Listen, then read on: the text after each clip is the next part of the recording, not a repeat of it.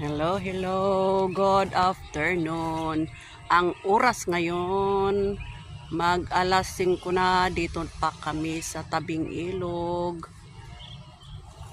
Ayan, na sila, kumakain sila.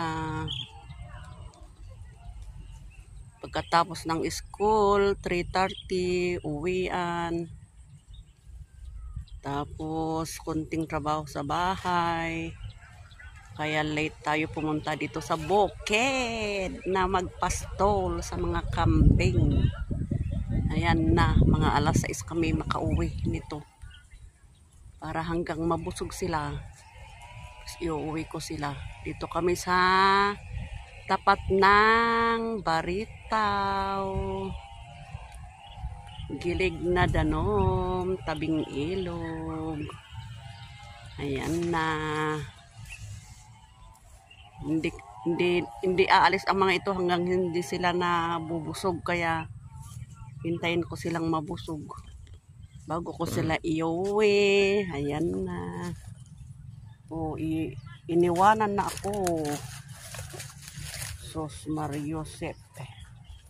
Yan na ang tubig ilog. Ayan. Kahapon may nag-fishing dito. May nakuha silang tilapia.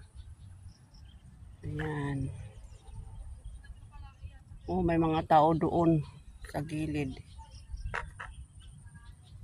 Nako, Diyos mio. Silong-silong tayo sa ilalim ng puno.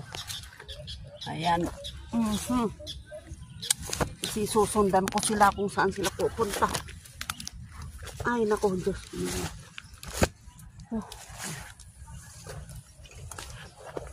Yung iba, naiwan ko sila doon sa taas, sa lupain. Nakatali sila. 6 ang nandito. 3 yung nandun sa taas. Ayan. Daming kangkong sa gilid. Ayan.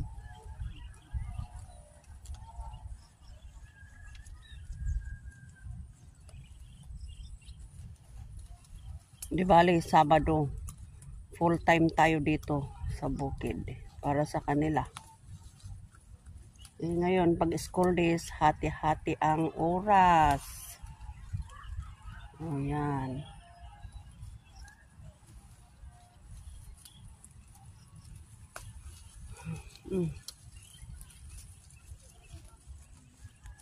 Ayan, kabila dyan, kabahayan na dyan, kabahayan.